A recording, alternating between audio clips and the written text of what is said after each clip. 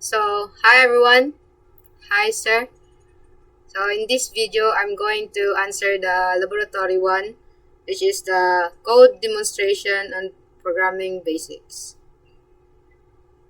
So, ang nakabutan na diri is write a Java program that continuously asks the user to enter their age until they enter a valid positive number. So, ang atong buhatan na is atong unahan ibutang is ang scanner. Since mao ni ang scanner is mao ni siya ang nag-ask sa user o nag-scan sa user sa katulang ipang input. So, mag-tag scanner first. Mag-import.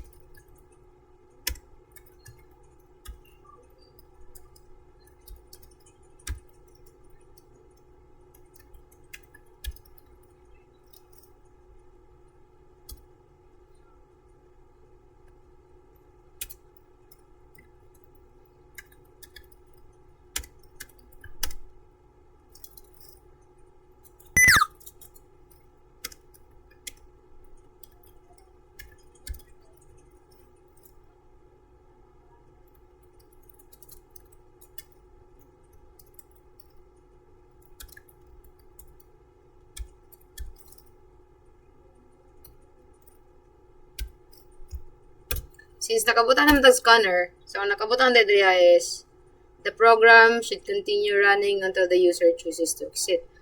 So, if ang user gusto na mag-exit, ang atong button is maghimuta, atong butang is magamit ta og loop. Nya atong gamiton na loop is while.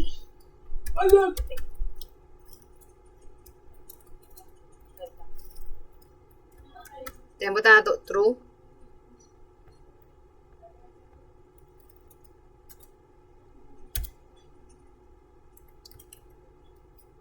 Then print.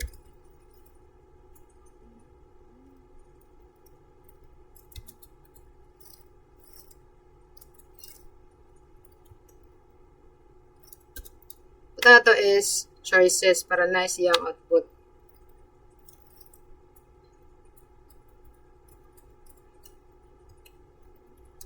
Choices 1, 2, 3, 4, 5. Then semicolon.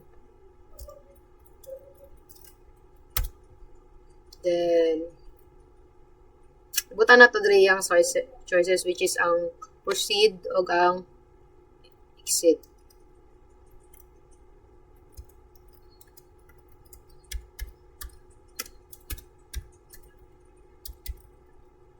Line.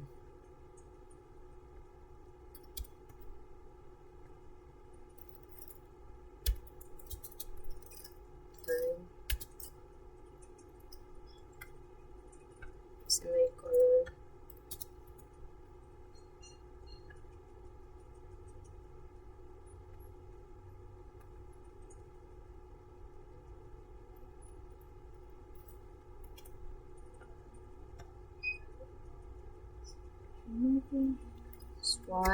One is proceed.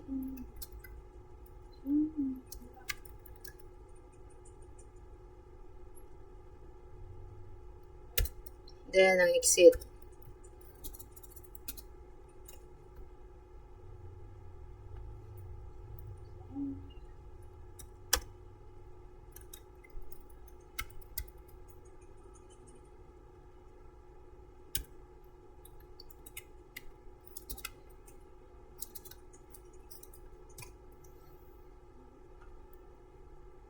Then mabutan tayo enter your choices.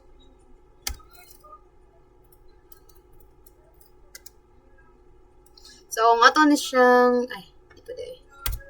Okay, mabutan drag int, since number man siya, int choices, choice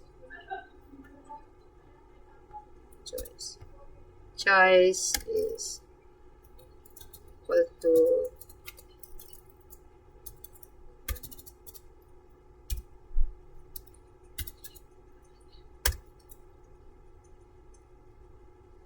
isa dot next int ko.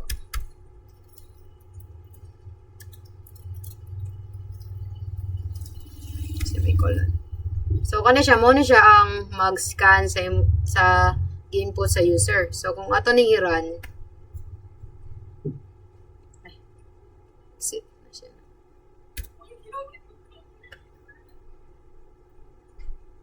So ingani siya. Pili lang ka kung 1 ba? 1 ana. Jesus. Wala pa na siya. Wala pa na siya ang pinakauna. So, input na.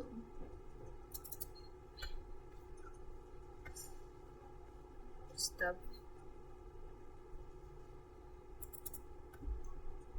Then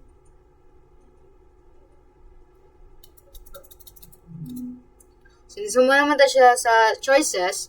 So diri na nato ibutang iyang mga choices, which is magamit ta og if else statement. So if ang choices, ang choice is equal to 1,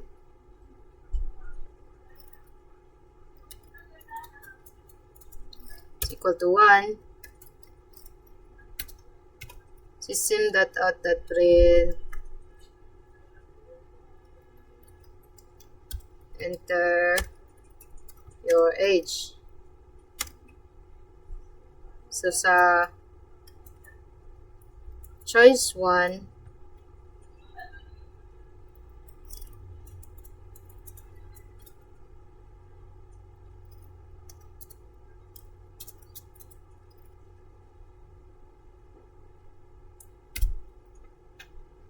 is pangutano na tong user kung sa yang age. Tag int age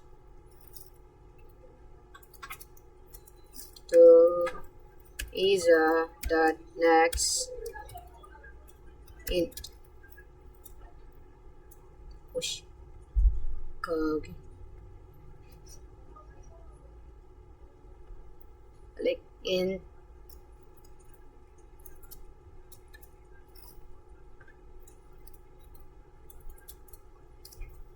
na.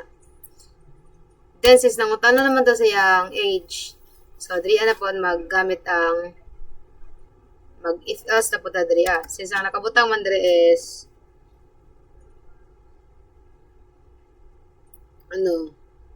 classify the user's age, which is ang 0 to 12 kay child, then 13 to 17 teenager, then 18 to 59 adult, and 60 and above senior citizen.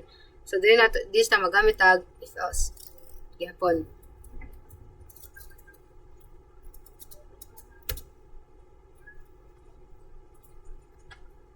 So, if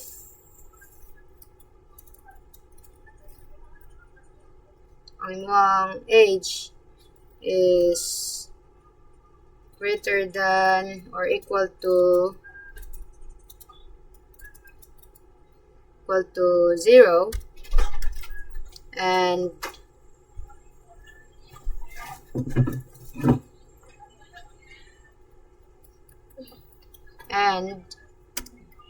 imong age is less than or equal to 12,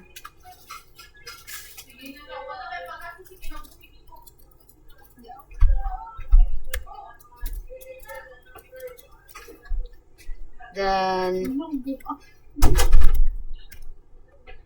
that system.out.print child siya.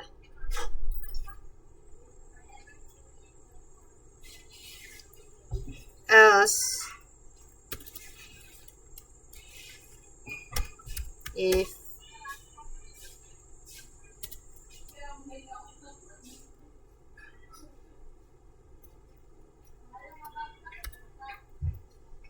ang iyong age is greater than or equal to 13 and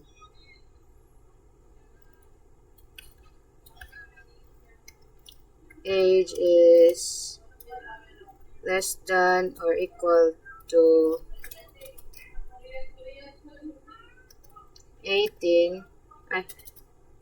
17,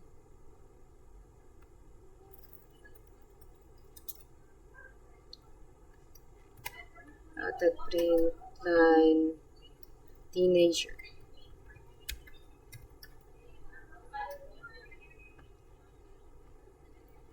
Else if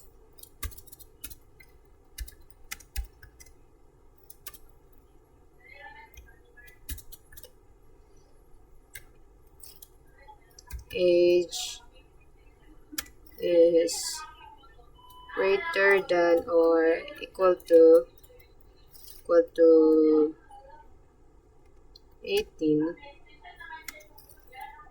and age is less than or equal to 59.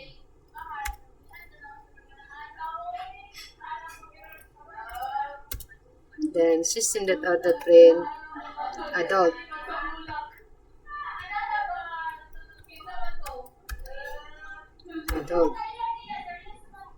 Then else if ang age is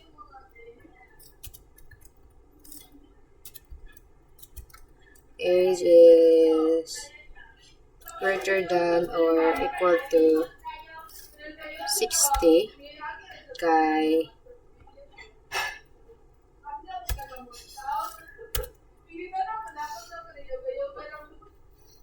system.out.print senior citizen.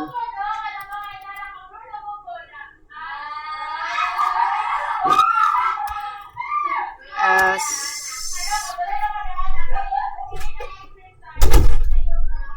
so else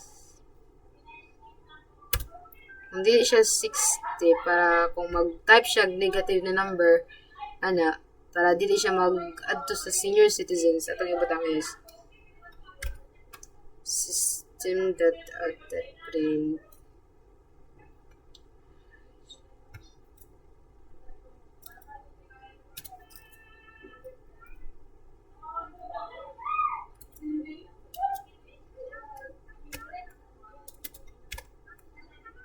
print invalid.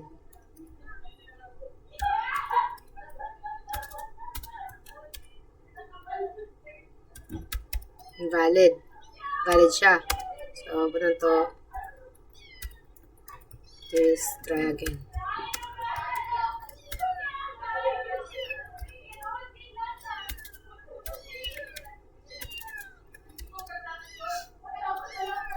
Please try again. So, na siya. Kung matuwa na siyang i-run, diba, mo na siya mag-choices. Yung choice is proceed. So, i-type na yung age kay 12. Magawas child. So, pagtapod 1. Yung mo ibutang negative 2. Balik tapos siya, muna siya invalid. So, please try again. Since wala may age na negative. Daga na siya. Tapos itong gamitin. Para di siya sa ubos.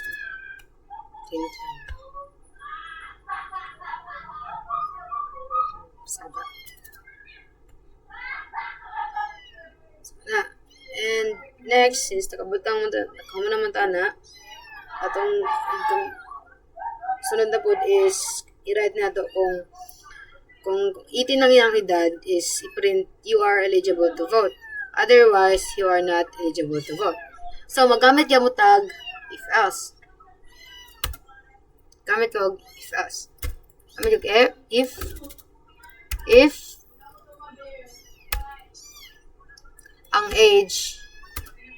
age nimo,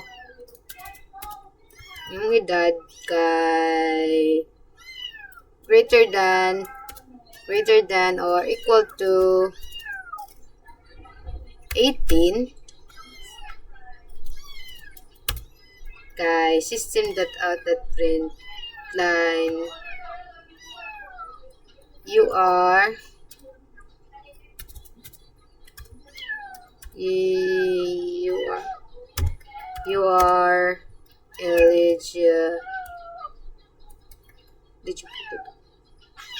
eligible to vote. Else, if dili pa ka 18 above,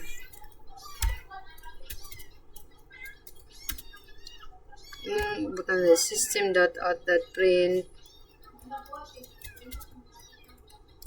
you are not eligible to vote. Na. So, pag ito ng Iran, muna na siya madungag. Your choice. So, proceed. 1. Proceed. Then, enter your age.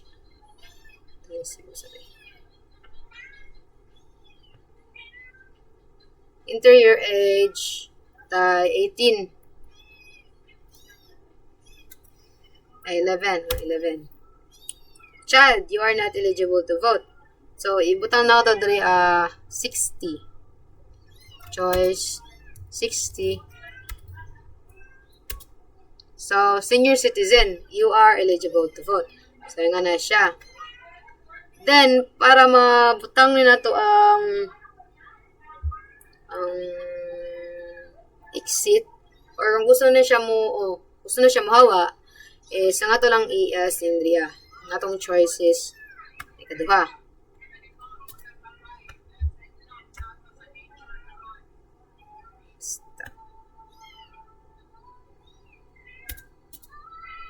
Okay. As if choice is equal to 2, since doon na itong choices, equal to 2, so that line, thank you.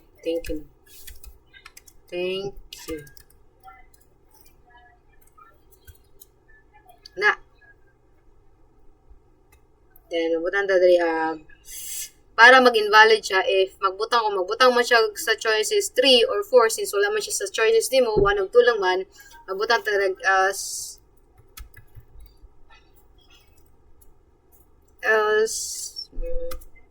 invalid. Still that print ay. Kawin ako ng tawag sa bus. Out invalid.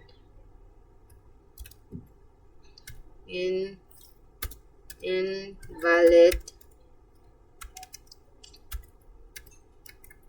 Please try again. Okay, na. So, nga na siya. Then,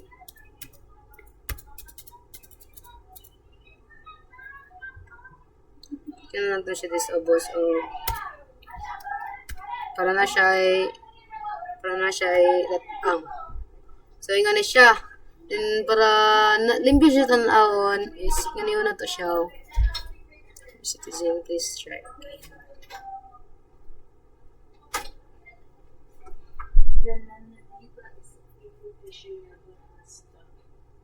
Dato ni siyang Iran. So, enter your choices. 1. Enter your age, which is 20. Then, magawas, adult, you are eligible to vote. So, next is kung tay 1 yapon, then negative, tisingan na itong negative palik. Negative 1. So, invalid, please try again. And 1 again. Proceed, enter your age. Age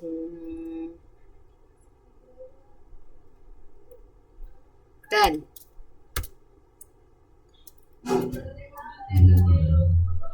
So 10 child, you are eligible to vote. So kung ato siyang testingan og mag-try ta og 3 sa choices, so mag-invalid siya since nabutang mata dito og invalid sa if else na to. And if kung gusto ka mag-exit, choice lang ni mo 2, then wait. Nag-ano pa siya? Nag-continue gyapon siya. So sa thank you, since mo naman siyang exit, magbutang ta diri og break day. Kalimut ko.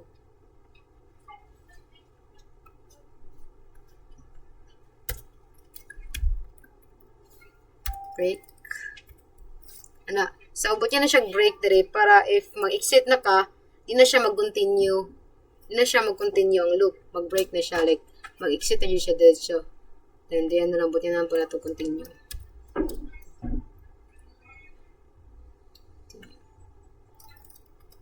Na. Siya. Run na to.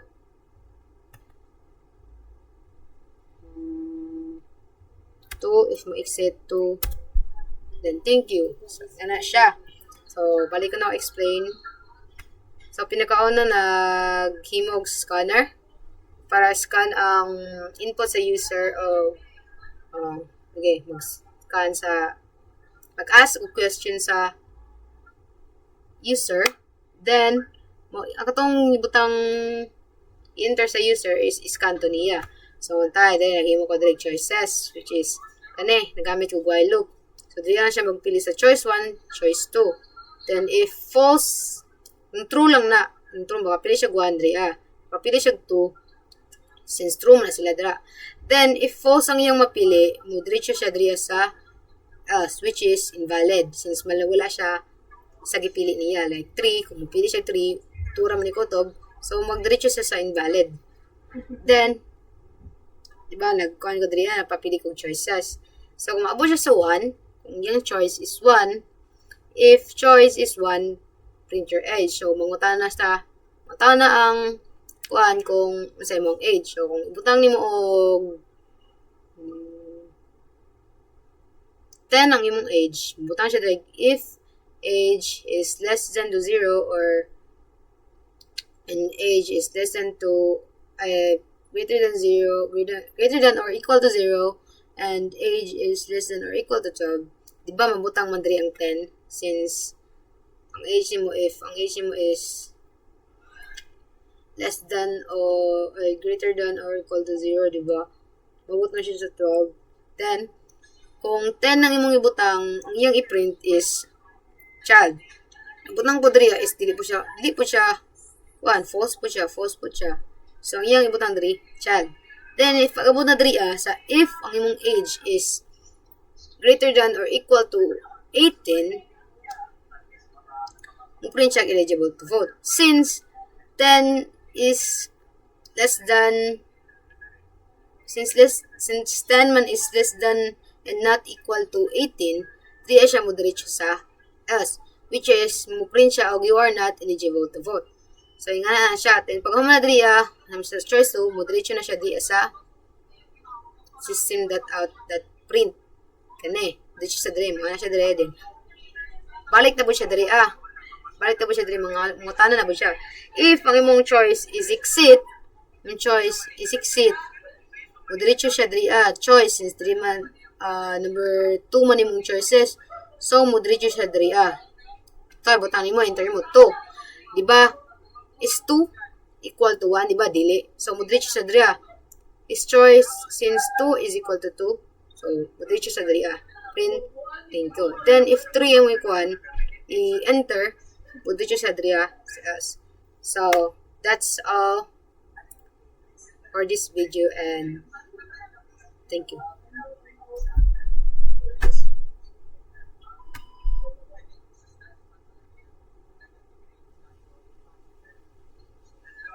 Butsok na ako ng video